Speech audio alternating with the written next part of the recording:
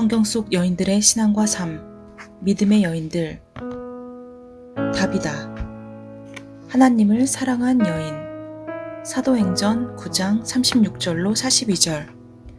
욥바에 다비다라 하는 여자가 있었으니 그 이름을 번역하면 도르가라. 선행과 구제하는 일이 심히 많더니 그때 병들어 죽음에 시체를 씻어 다락에 누이니라. 룻다가 욥바에서 가까운지라 제자들이 베드로가 거기 있음을 듣고 두 사람을 보내어 지체 말고 와달라고 간청하여 베드로가 일어나 그들과 함께 가서 이르매 그들이 데리고 다락방에 올라가니 모든 과부가 베드로 곁에 서서 울며 도르가가 그들과 함께 있을 때에 지은 속옷과 겉옷을 다 내보이거늘 베드로가 사람을 다 내보내고 무릎을 꿇고 기도하고 돌이켜 시체를 향하여 이르되 다비다야 일어나라 하니 그가 눈을 떠 베드로를 보고 일어나 앉는지라. 베드로가 손을 내밀어 일으키고 성도들과 과부들을 불러들여 그가 살아난 것을 보이니 온 욥바 사람들이 알고 많은 사람이 주를 믿더라. 다음은 로마서 12장 4절로 8절입니다.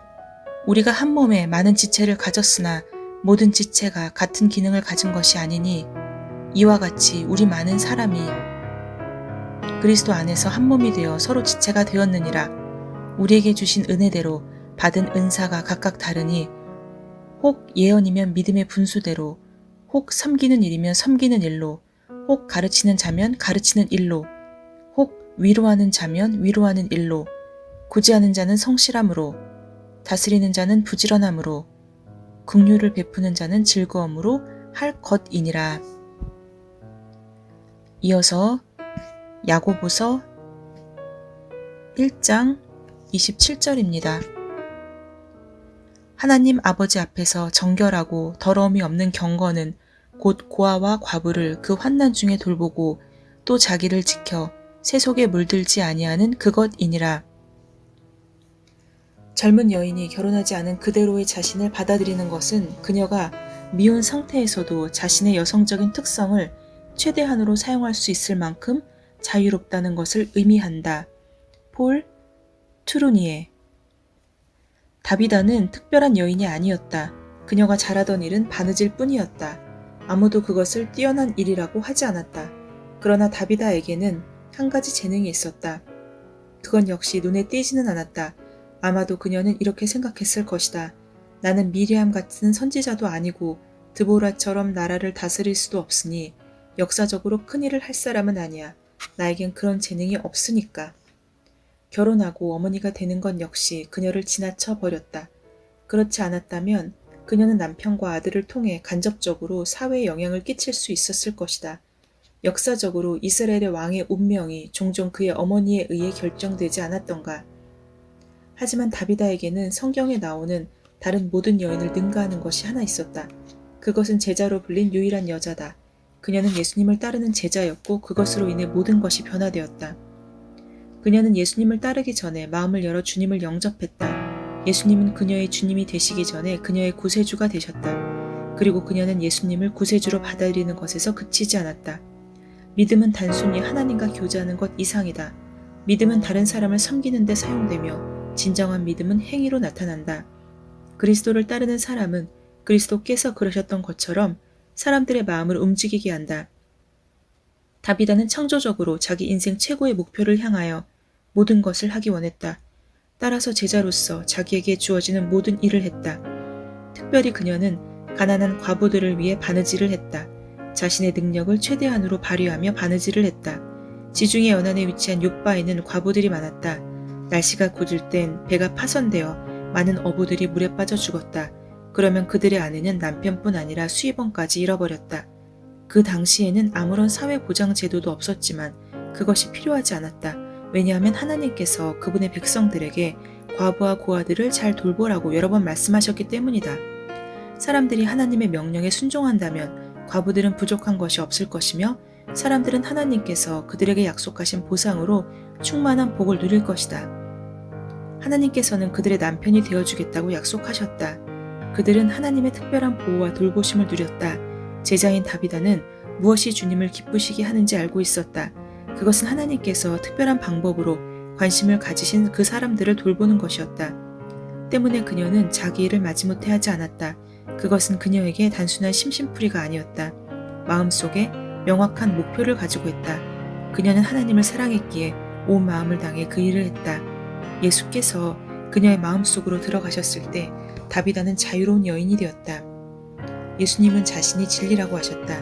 또한 그분으로 말미암아 자유케 된 자는 참으로 자유하라고 말씀하셨다. 다비다는 이 자유에 근거하여 움직였다. 성경에서는 다비다가 미혼 여성이라고 생각할 만한 여지를 남겨둔다. 하지만 그것이 그녀에게 열등감으로 인한 좌절감을 느끼게 하지는 않았던 것 같다. 그녀는 주변에 결혼한 여자들과 겨루려 하지 않았다. 자녀를 가진 어머니들을 시기하지도 않았다.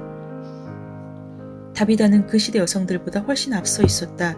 그녀는 스스로 독특한 일을 함으로써 성취감을 경험했다. 오늘날 욥바에 살고 있는 많은 여자들은 틀림없이 그녀의 위치와 기꺼이 바꾸려 들 것이다. 다비다는 바느질을 하면서 실제적인 필요를 채웠다. 하지만 자신을 위해서는 별로 요구하지 않았다. 자신보다는 남을 위해 살았다. 그것이 바로 그녀가 행복했던 이유다. 욥바에 있는 많은 과부들은 다비다가 지어준 옷을 입고 있었다. 그녀에 대한 고마움이 커져갔다. 혼자 살고 있었던 다비다는 그녀의 도덕적이고 영적인 뒷받침을 해줄 수 있었다. 그녀는 외로운 여인들을 이해했고 그들과 이야기를 나누었다. 결과적으로 그녀는 자기의 잠재력을 이용함으로써 교회 안에서 중요한 사람이 되었다. 그런데 갑자기 충격적인 일이 벌어졌다. 다비다가 병이 나서 죽은 것이다. 누군가 그곳에서 약 16km 떨어진 루따에 베드로가 있다는 것을 기억했다. 그래서 급히 사람을 보내 그를 불러왔다. 그들은 베드로가 초자연적인 능력을 소유하고 있다는 사실을 알고 있었다. 베드로의 그림자가 덮였을 때 병든 자가 나았다는 소식을 들었다. 베드로와 요한이 안진뱅이를 고쳤다는 소식도 들었다. 따라서 그들의 모든 소망은 그에게 집중되었다. 베드로는 죽은 시신을 뉘어 놓은 다락방에 울고 있는 여자들에게 둘러싸여 있었다. 그들은 베드로에게 자신들이 다비다를 몹시 그리워하며 그녀 없이는 살아갈 희망이 없다고 말했다. 그러면서 다비다가 자기들을 위해 지어준 옷을 베드로에게 보였다. 대체로 죽은 사람에 대해서는 좋은 것만 이야기한다. 그러나 다비다의 경우에는 남아있는 사람들이 그녀의 죽음을 얼마나 애통해하는지 분명하게 나타냈다. 그들에 대한 다비다의 사랑은 그들도 다비다를 사랑하게 만들었다.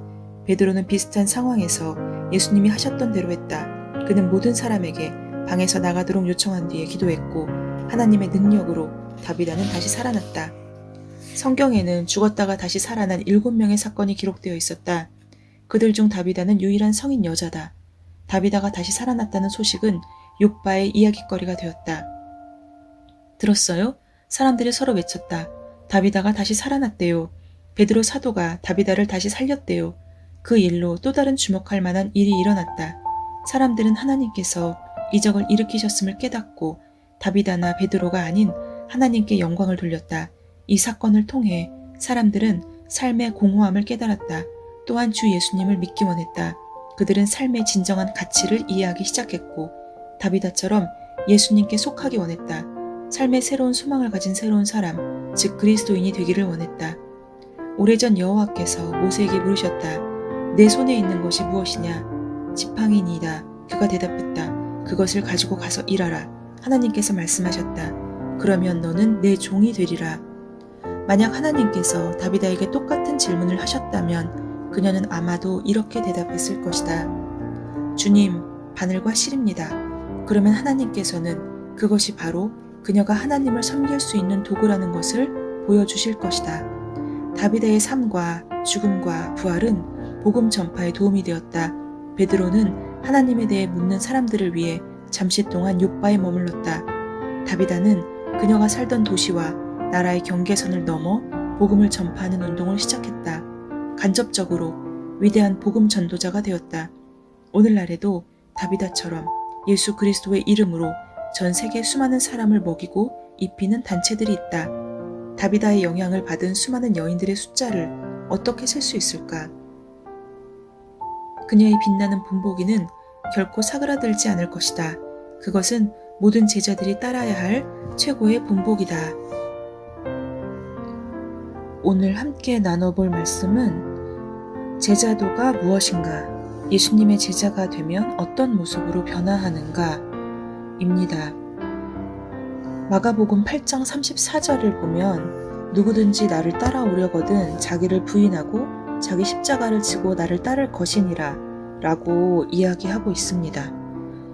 제자도라는 것은 자기 부인과 십자가를 지는 것을 의미한다고 할 수 있습니다. 예수님을 따르는 삶을 사는 것, 그리고 자기의 뜻대로, 그리고 자기가 하고 싶은 일들을 포기하고 내려놓고, 그리고 십자가를 지는 삶을 사는 것이 바로 제자도라고 우리가 이해하면 될 것입니다.